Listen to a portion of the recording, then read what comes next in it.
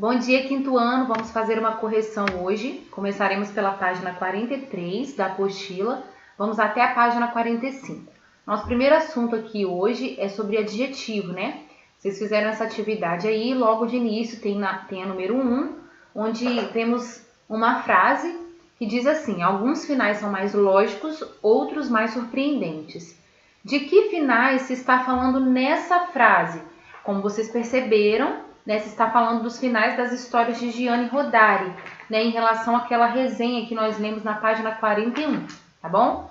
Letra B. São atribuídas duas qualidades a esses finais. Quais são elas? Lógicos e surpreendentes, né? Duas características para esses finais, lógicos e surpreendentes. Essas palavras que você registrou são substantivos, adjetivos ou conjunções. Adjetivos são características. Letra D. As qualidades atribuídas são positivas, tá? Na número 2, nós temos aí mais um trecho, né, da resenha, onde existem adjetivos destacados, né? Estão em negrito. Qual é a função desses adjetivos neste trecho? A função é expor uma opinião favorável, uma opinião positiva em relação às histórias presentes no livro de Gianni Rodari, ok? Letra B. Reescreva esse trecho sem os adjetivos. Então ficou assim: essa coletânea de 20 histórias são um exemplo de como ele criava e funcionam, como um jogo de cartas. Cada história parece se embaralhar do meio para o fim, propondo para o leitor 3 finais. Então, vocês só retiraram os adjetivos e reescreveram o trecho, tá? Na letra C da página 44, questiona se vocês perceberam alguma mudança de sentido entre o trecho original e esse que nós acabamos de reescrever, tá? E pede também que justifique a resposta. Então, a ausência, ou seja, o trecho sem os adjetivos, ele fica menos convincente. O texto ele acaba perdendo a força, o poder de convencimento. Sem os adjetivos, ele não fica tão atraente, né, em relação à qualidade das obras de Gianni Rodari. Então, ele perde o poder de convencimento sem os adjetivos. Na número 3, pergunta qual é o significado da palavra inusitado que está presente aqui nesse trecho do quadrinho. O significado é estranho ou incomum, tá? A letra B pede que vocês reescrevam a frase substituindo o adjetivo inusitado por um sinônimo. Então, a frase poderá ficar assim: cada história parece se embaralhar do meio para o fim, propondo para o leitor 3 finais incomuns, estranhos, diferentes e divertidos. Então, aqui eu usei incomuns ou estranhos. Vocês podem usar qualquer um desses 2 sinônimos aí que se encaixa perfeitamente. Na número 4, nós temos um outro trecho da resenha, tá? E nesse trecho nós temos a presença da palavra férteis, né? Gianni Rodari é um dos mais férteis escritores de literatura para crianças que a Itália já produziu. Então, de acordo com esse contexto, quais significados se encaixam exatamente na palavra fértil aí, férteis, que está sendo utilizada no plural? Então, vamos lá. Assinale os significados da palavra férteis nesse trecho. Primeira alternativa: produzem em abundância. Sim, concorda lá com o contexto. Tem muita capacidade produtiva. Também. Apresentam uma quantidade excessiva de ideias. Sim. Tem capacidade de desenvolver ou criar algo novo. Sim. E por último, pensamentos pouco produtivos. O único significado que não se encaixa na palavra férteis aí nesse contexto é o último: pensamentos pouco produtivos.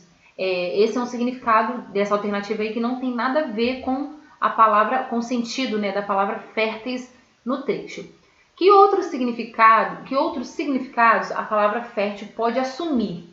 Pesquise mais um significado e crie uma frase pensando nessa palavra. Então, eu coloquei aqui uma sugestão.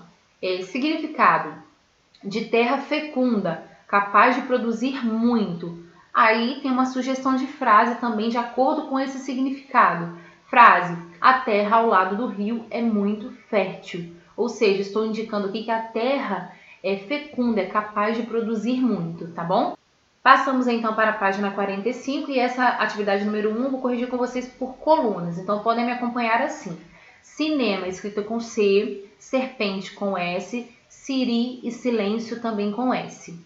Cesta com C, lembrando que essa cesta aqui é aquele objeto, uma cestinha. Sexta-feira é com S, porém ela é escrita com X, no CES, então não se encaixaria aí, tá? Sinal com S, cintura com C, semana com S. Cebola com C, sertão com S, céu com C, sítio com S. Símbolo e sentido com S, cigarra e cinza com C. Círculo, cérebro, cerâmica, C. E seta com S. Aqui é uma resposta pessoal na atividade 2. E na número 3, eu tenho aqui algumas sugestões de palavras. Observei que alguns de vocês não completaram a tabela. O comando está bem claro. Complete a tabela com as palavras que o professor vai ditar. No caso, nós mudamos o comando, né, e vocês deveriam pesquisar essas palavras. Então, quem não completou, tem que completar toda a tabela. Vou dar aqui algumas sugestões. Sermão, com SE, né? A sílaba C. Sermão, 70, semente, serrote, senhora, sete, 6, selo e seda. Com SI, sino, simples, sílaba, siamês, sincero, sigla, sirene, siri, sinfonia. Com CE, certo, cebola, cedo, ceia, cercado, celular, sem, cenoura, alface. Com CI, cinza, cisne, circo, cinto, cinco, cílio, cipó, cinema e lacinho. Eu me lembrei aqui agora que acho que até foi a Ana Laura. A Ana Laura me perguntou se essa sílaba precisava, as palavras precisavam começar com essa sílaba. Não, elas poderiam também ter a sílaba no meio, tá? Vocês observaram que a maioria que eu sugeri, elas começaram com as sílabas, mas sem problema nenhum se tivesse a sílaba no meio, tá bom? Aí na atividade 4 também é uma questão pessoal. Agora nós vamos passar para a correção do CA. Agora nós vamos corrigir as páginas 17 até 20, retornamos aqui com o assunto sobre adjetivo, e vocês já podem observar que nesse quadrinho tem alguns adjetivos em destaque, né? Como vocês sabem, adjetivo é aquela palavra que modifica um substantivo. Substantivo é aquilo que dá nome a todas as coisas, né? E o adjetivo indica uma característica para o substantivo, tá bom? Uma ou mais, né? Com base nessa definição, o que vocês deveriam fazer? Identificar, através de setas, os substantivos que os adjetivos destacados estão qualificando. Então, vamos ao primeiro. Diversos pássaros brasileiros. Brasileiros é o adjetivo que está em destaque. Brasileiros está qualificando pássaros. Então, brasileiros é um adjetivo para o substantivo pássaros. Então, tem que fazer a flechinha conforme está mostrando aí na tela. Segundo adjetivo, pequeno. Todos têm em comum a beleza do canto. O tamanho pequeno. Então, pequeno é o adjetivo que está se referindo ao substantivo tamanho. Está qualificando o substantivo tamanho. Então, façam a flechinha. Depois, bonita. Alguns apresentam bonita plumagem. Nesse caso aí, o substantivo está após, né? Isso também é normal. Bonita plumagem. O que é bonita? A plumagem. Então, o adjetivo bonita está qualificando o substantivo plumagem. Bonita plumagem e bicolor. O adjetivo bicolor está também qualificando o substantivo plumagem, tá? Aí está dizendo que a plumagem é bonita e bicolor. Então, tem duas características para esse substantivo, tá bom? E por último, úmidas. Vivem nas florestas úmidas. Né? O que são úmidas? São as florestas. Então, o adjetivo úmidas está qualificando o substantivo floresta. Então, vocês devem fazer essas flechinhas aí que eu observei que alguns não fizeram. Na atividade número 11, vocês deveriam observar as imagens e escrever 4 características de cada um dos elementos apresentados. E aí, mesmo com a minha explicação, observei também que alguns de vocês fizeram essa atividade aqui de maneira incorreta. Então, essa é a hora de corrigir. Não é para descrever a imagem, mas para dar uma característica para o que vocês estão vendo, um adjetivo, na verdade 4, né? Então, eu tenho aqui algumas sugestões, Nós estamos observando na primeira imagem um tênis, né? Então, a gente poderia usar como característica preto, limpo, novo, grande, bonito, tá? Algumas sugestões, vocês vão escolher 4. Quem errou, principalmente, essa é a hora de corrigir. Aqui nós estamos vendo uma paisagem, né? De um lugar que tem praia, árvores. Então, nós poderíamos dizer calma, arborizada, bela, sossegada, quente, ensolarada, tá? São sugestões. Aqui é uma plantinha, né? Nós poderíamos utilizar pequena, verde, majestosa, pontuda, espinhosa, são sugestões. Agora, nós vamos corrigir aqui a interpretação, né, do texto que nós lemos na página 18 e também ele termina na página 19, né, que é aquela resenha crítica do Percy Jackson e o Ladrão de Raios. E a primeira pergunta, já é essa aqui, número 13, pergunta onde o texto foi publicado. Né? O texto foi publicado no suplemento Folhinha, do jornal Folha de São Paulo. Lembrando que o suplemento é uma parte do jornal, é uma parte que vem para complementar o jornal, tá? Destinado aí ao público infantil também. Identifique o título e o autor da obra analisada nesse texto. O título é Percy Jackson e o Ladrão de Raios e o autor é o Rick Riordan. Qual é o objetivo da resenha? Informar o leitor sobre o enredo da obra de modo imparcial, ou seja, sem dar a opinião dele, né?